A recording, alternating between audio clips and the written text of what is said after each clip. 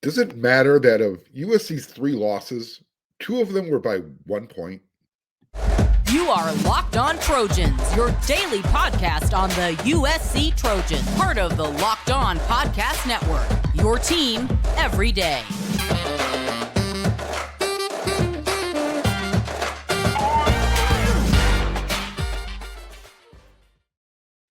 Fight on, everyone. I'm your host, Mark Hulkin, and thank you for making Locked On USC your first listen every day, whether you are watching on YouTube or wherever you'd like to download your podcast. I always like to remind everybody we are free, and I really do appreciate your support. If you are watching on YouTube and you haven't subscribed yet, why? Do me a favor. There's that button. Hit it. Subscribe. It means a whole heck of a lot. And if you like the show, there's a like button. You can do that too. And don't forget to hit the notification bell.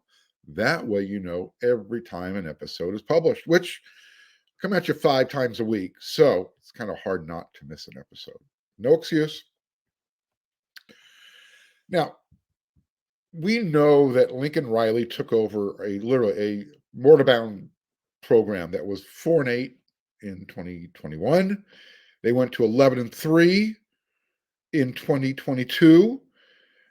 And he essentially did that in pretty much less than a year. Remember, he was named USC's head coach end of November. I think it was like November 27th, roughly. And he took over the day-to-day operations shortly thereafter. USC still had one more game to play in Berkeley against Cal. So he was kind of just taking notes and observing at that time, which is something I love to do. So, yeah, we're both cut from the same cloth in that regard. But remember, they won 11 games last year. So there's no backsliding allowed when you win 11 games, especially when you return the best player in college football. So that anticipation level, it's been set.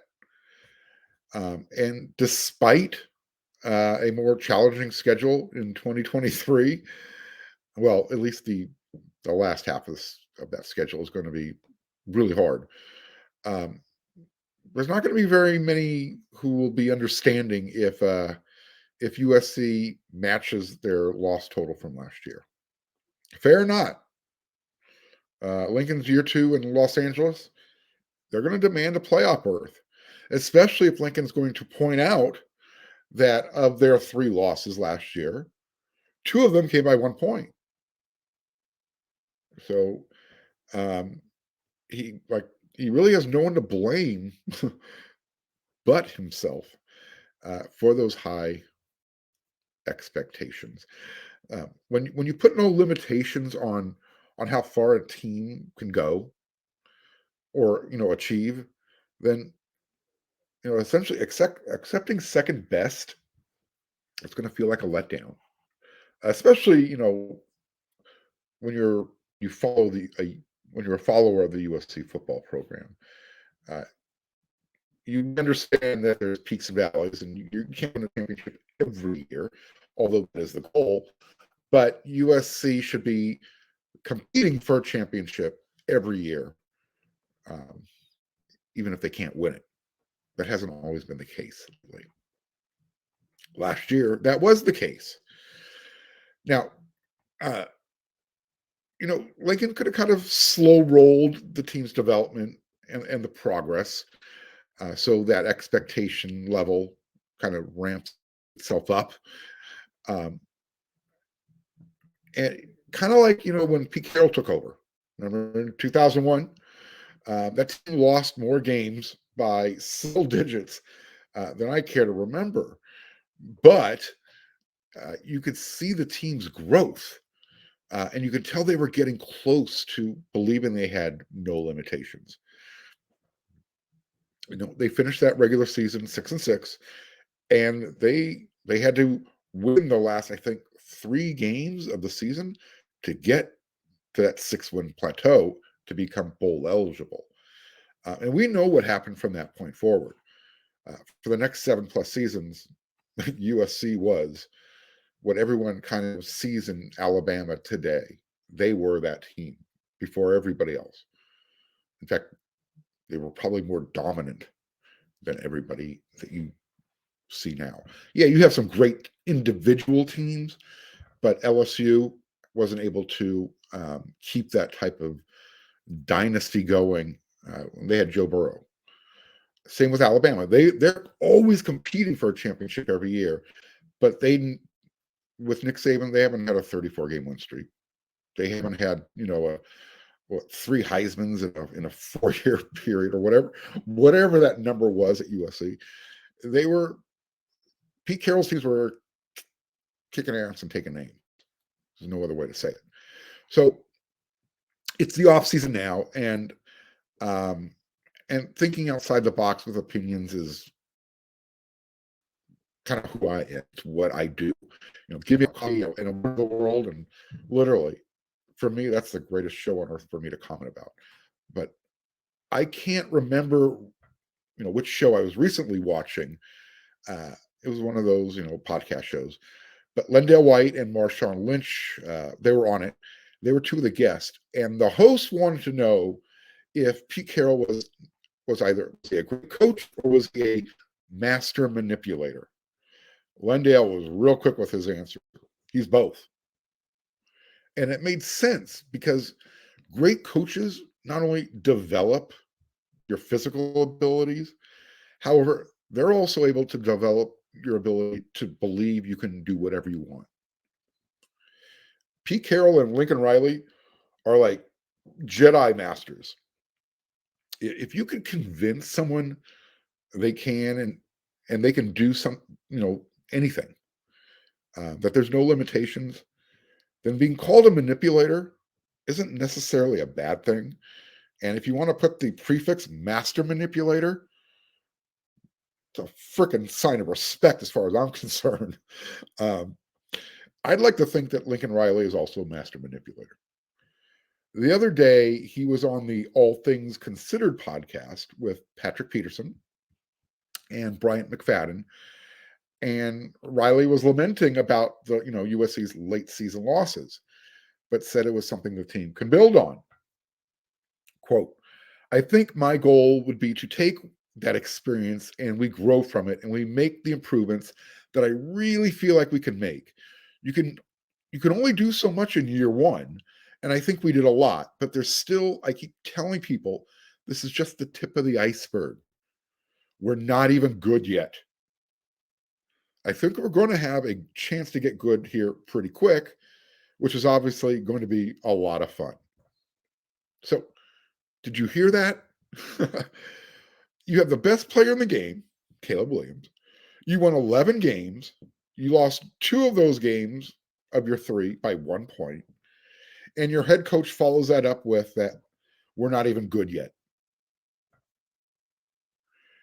Keep manipulating, Lincoln. I mean, that statement says a whole hell of a lot without mentioning anything or anyone specifically. But we know why USC lost 3 games. Captain Obvious doesn't need to spell it out. I mean, it was there for everybody who watched USC play. So Lincoln finished up with saying, I don't want to put any limitations on what we think we can accomplish. He said last year was about teaching the guys what winning looks like. When you've been down for a while, there's a psychological impact, like a little hurdle that you have to get over. I think now we know we can win. I think it's a little more clear where the areas are we need to take the jumps. And now we need to have a group that's laser focused on taking those jumps. So again, look, I've been called a master manipulator before. I used to coach high school basketball, so I get the connotation. But I also understand how it can be used as a pejorative. But let's just use Merriam-Webster's definition of a manipulator. 2 quick and easy ones. A person who controls or influences others in a clever way. It also had or unscrupulous. Second definition, a person who handles or controls something skillfully. Okay, I don't think Lincoln Riley or Pete Carroll are unscrupulous. So both descriptions in the dictionary sound like what you want in a coach. If you can get your players to believe that they can fly, look, they might not achieve flight, but they're going to try and do everything in their power to try. Whether it means, hey, coach, look, I flew for, a second, whatever. If you can get your team to accept that there are no limitations, then just keep manipulating until they reach that goal, whatever it is. I mean, that's what you want from your coach. You want them to develop the players and make them, better so they can move on in their career. But you got to play with their minds. And you can do that positively.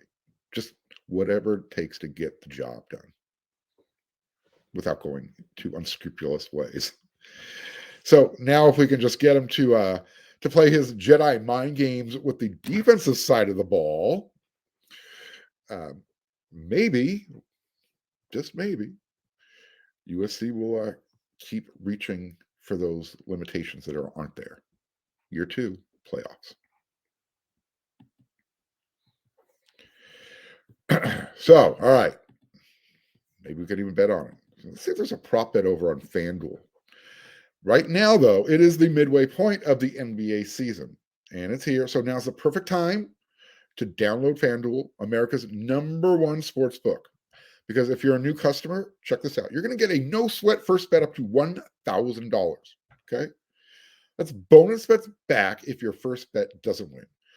So just download the FanDuel Sportsbook app. It's safe, it's secure, it's super easy to use. And then you can bet on everything from the money line to the point scores. Who made the most 3 points, 3-pointers? If you like prop bets, FanDuel's a place for you. And with FanDuel, it even lets you combine your bets for a chance at a bigger payout with a same game parlay. So don't miss the chance to get your no sweat first bet up to $1,000 in bonus bets when you go to FanDuel.com/locked on. That's FanDuel.com/locked on to learn more. Make every moment more with FanDuel, an official sports betting partner of the NBA. There you have it. I have to say thanks again for making Locked on USC your first listen every day. I want to make sure you're checking out our brand new podcast, Locked on College Basketball. Everything you need to know about college basketball in one place. Plus, you get to hear from the big name experts, insiders, coaches, and the players. Locked on College Basketball, available on YouTube and wherever you get your podcast. So if you're watching this on Thursday, I know you are, because you make Locked on USC your first listen every day. That means 1, 2, 3. We are 3 days away from spring camp.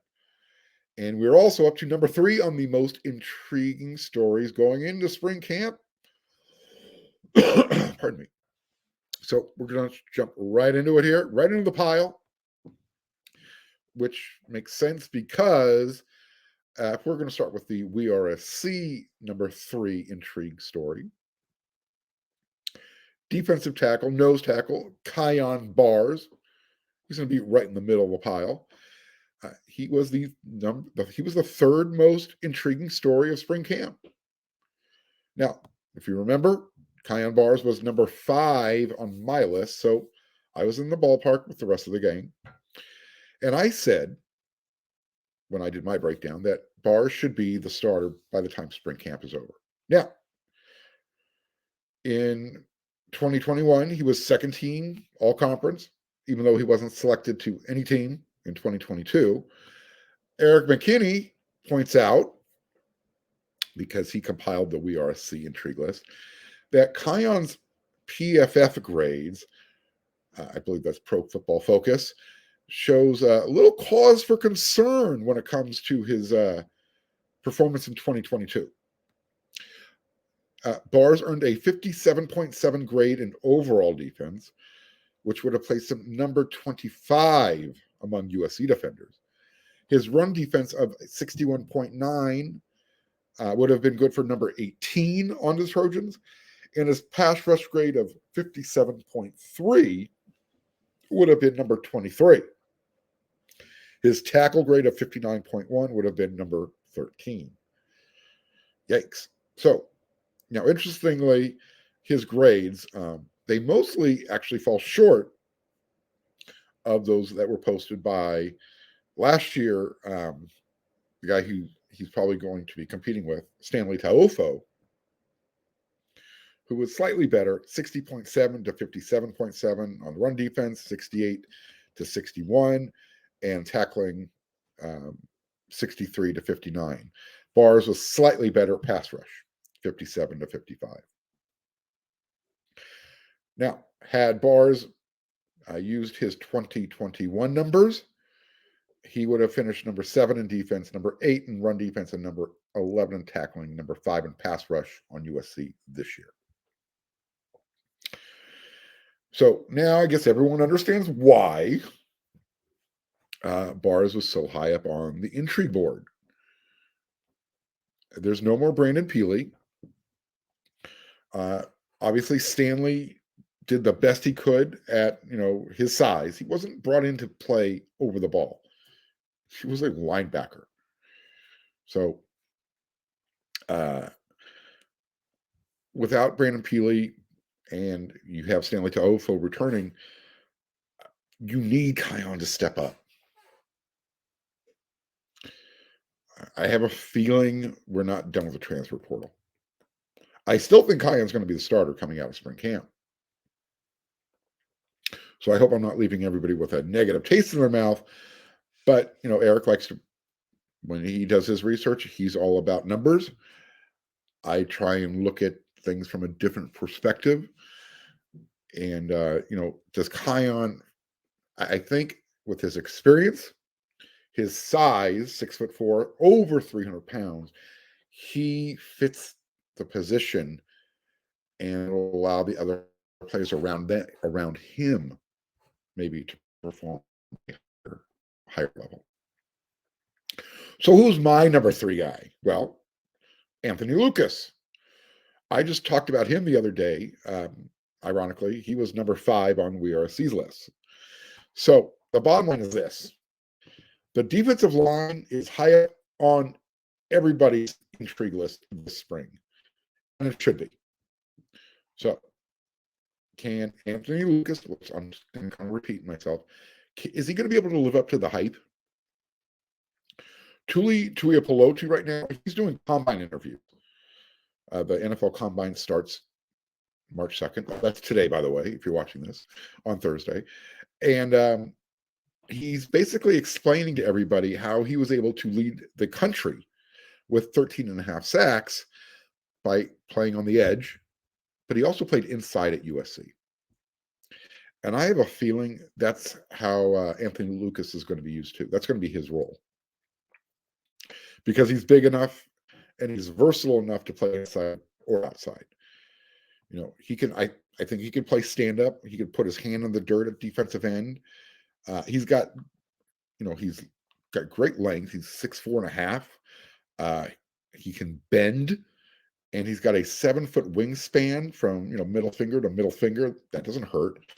So when you add all that up to go along with his size, 6'4.5". He's got to be at least 300 pounds because he came into college at 290. So I think that's going to happen just naturally. He's going to pick up 10 pounds growing up. So are they going to keep him at that weight, though? Or do they want him, below 3 bills? I don't know. I'm going to find out. I want to see how he practices and interacts with his teammates, albeit in the limited time available to the media. That's something I'm going to have my eye on. What size is he? Does he look like he's over 300? Are they trying to trim him down? I guess I won't know the complete answer to those questions until after spring camp and in summer and as we approach fall. But there it is. The 2 guys who came in at number 3 on the intrigue list for spring camp. Okay, so here we go. I was looking around, and I saw a story on CBS Sports And I thought it was interesting because they're starting to project who should be USC's permanent rivals when they start big conference play, Big 10 conference play, Big 16 conference play. Let's just call it the big conference. CBS Sports college football analyst Tom Fernelli, he picked the 3-6-6 scheduling model for the 9-game schedule, and that way it'll ensure that all 16 programs play one another on a regular basis. USC already plays a 9-game conference schedule in the Pac-12, so this is nothing new to them. Yeah, the 3 represents every school's permanent rival that they would play every season, while the other 6 opponents are going to rotate in each year, every other year. Fornelli put his permanent rivals, his projections for the Trojans were UCLA, Michigan State, and Northwestern. And the reason he chose Michigan State rivalry was he wants to see a Trojan horse, I guess, trophy. Interesting.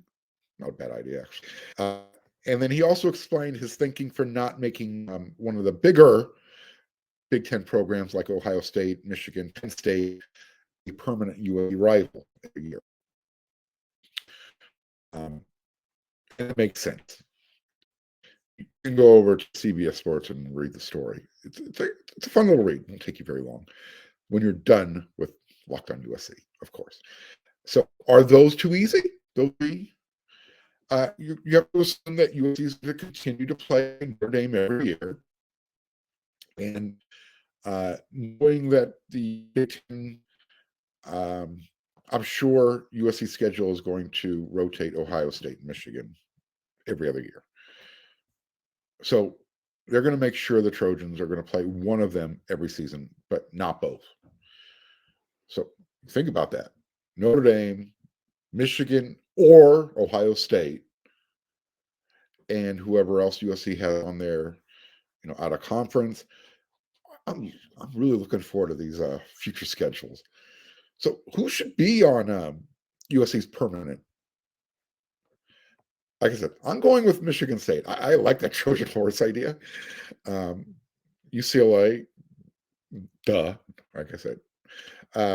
And because USC goes to Notre Dame every other year, I'm going to go ahead and I'm going to nix that Northwestern trip. Going to Chicago. I know I'm going to be in Chicago every other year with Notre Dame. Let's see how we can figure that out where I'm not going to Chicago twice in the same season. It's going to happen. I'm going to try and limit that, though. So I would prefer Nebraska. Give me a shorter road trip. Wouldn't hurt. And now, like I said, add in an Ohio State or a Michigan every year to that, plus those others rotating in. I'm good. So, what are your thoughts, guys? Everyone, men, ladies, what are your thoughts? Who would you like to see as USC's 3 permanents if they go with a 3-6-6 model? Because I think that's a kind of a cool model. It's probably the way they're going to go. I gave you mine. I would start UCLA, Michigan, Nebraska. UCLA, Michigan State, Nebraska. And then, again, that's the Nebraska. Yeah, it's still, right in the heartland of America. But at least you're not flying to Ohio or up to Michigan or further to Wisconsin, New Jersey, Maryland. There's going to be some long road trips in there, but I'm looking forward to them. Again, give me your thoughts. Again, who would you like to see as USC's 3 permanent? And obviously UCLA is going to be a given. All right, before we get out of here, don't forget USC takes on Arizona tonight at Galen, 8 p.m. They win that game. Arizona, by the way, comes in ranked number 10 in the country. If USC beats Arizona, and I believe that should be enough, but if they also beat ASU Saturday, they're going to have the number 2 seed heading into Vegas for the Pac-12 tournament. And that means they wouldn't have to play UCLA if the cards play themselves out. USC, UCLA in the championship game. Yeah. Let's make that happen. Please. All right. Once again, thank you for making Locked On USC your first listen every day. It means a whole lot to me. Make sure you're checking out Locked On College Basketball. We're getting into March Madness. You're going to want to check it out. You're going to get all that good stuff from big name experts, insiders, coaches, players. You know it. Locked On College Basketball, available on YouTube and wherever you get your podcast. All right, it's another episode in the books. I hope you enjoyed it. I had a lot of fun. I'll be back with another one. It's going to be, I don't know. We'll see. I'll be coming. Depends when I can get to it. But like I said, USC basketball tomorrow night versus Arizona. I'll be at Galen. Until then,